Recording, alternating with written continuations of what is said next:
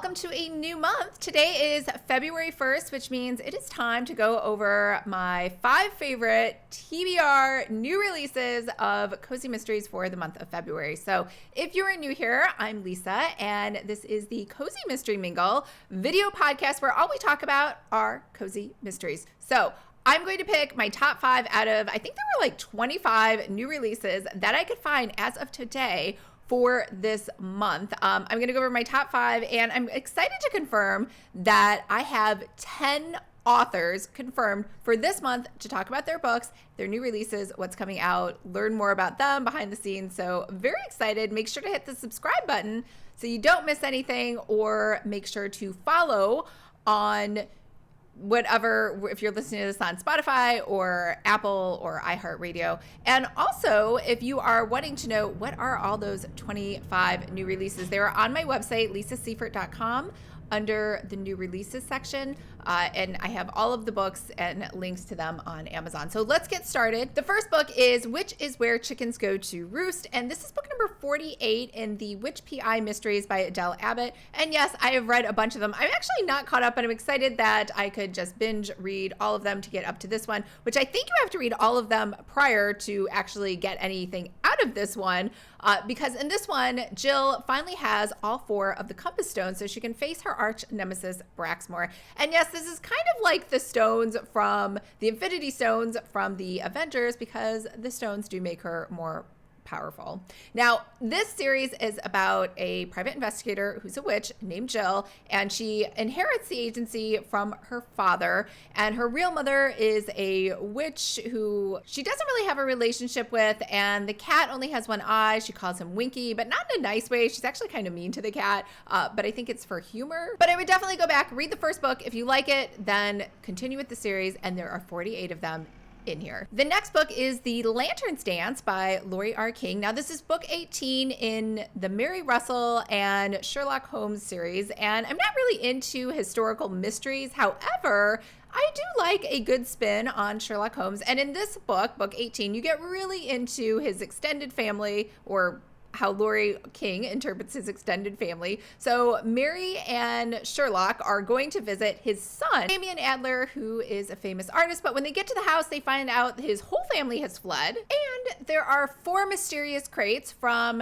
Sherlock's grand uncle, Horace Vernet. And there is a zoetrope. I know, what is a zoetrope? I had to Google it and look it up, but it's one of those things that spins and has like images in it. So it kind of like a precursor to movies. And so these are the clues that they're hunting down to figure out what happened to Sherlock's home and who they're running away from. The next book is from one of my favorite authors, Amanda Flower, whose Amish Cozy Mysteries I cannot stop reading all the time. I even reread them in between books because it does obviously take her a while to come out with a new one, but I just love this author. Anyways, this is book number 4 from her Farm to Table mystery series. It is Crime and Cherry Pit. So in this one, Shiloh, who has a farm to table restaurant, and again, I know when I see the name every time, I'm like, oh, is she a big Brad Pitt and Angelina Jolie fan? Is that why we have the main character named Shiloh? But anyways, Shiloh is entered into the cherry spitting contest. She's super excited about it. She can bring all her cherries there.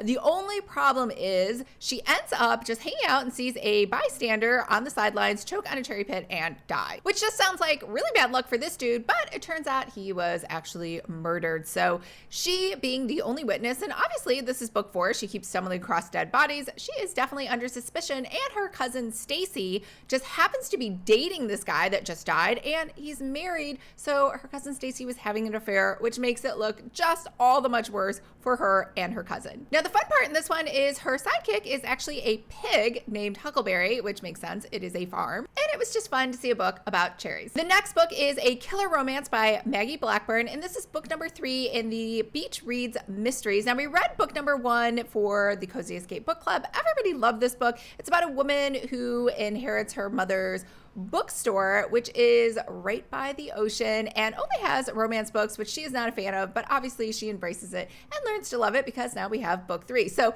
for this one, it is a Valentine's Day themed book because there is a Valentine's Day event at the Beach Reads bookstore, and Summer, the main character, has invited an author to come do a reading, and while the author is staying at the B&B, she ends up getting murdered. Now, this author was actually under investigation herself for killing her husband. So obviously something weird is going on. Plus, somehow through this whole mix, Summer's friend gets implicated as the murderer. So obviously she needs to solve it. And the last book is actually 2 books because this author can write. Like, I just imagine Tonya Kappes just sitting in her bed at night, sleep reading, and then she's driving, but she's also dictating a book while she's driving, and she's in the shower and she's like dictating more books. Like, she has so many books. She has 2 books coming out this month. First one is Moonlight, Marshmallows, and Manslaughter. Now, this is book number 35 in the Camper and Criminals Cozy Mystery. I did read book number 1 for the Cozy Escape Book Club. So in this book, we are in Normal, Kentucky, and she was with Laundry Club ladies, and they're in the Daniel Boone National Forest for National Wildflower Week. Now, the best thing about wildflowers is being told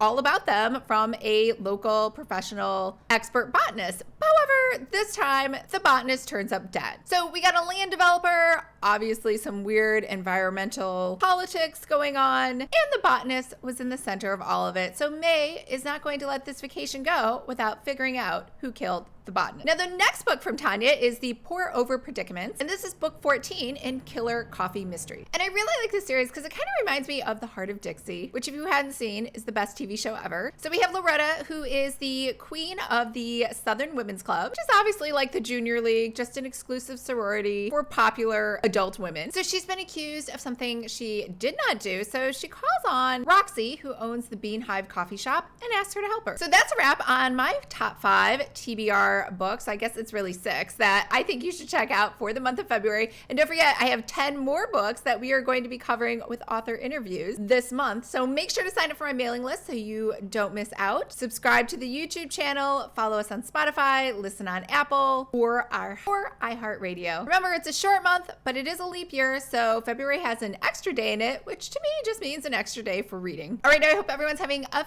fabulous start to their new month, and I will see you very soon. In fact, I'll see you 10 times this month for live streams with authors who have new releases coming out this month. All right,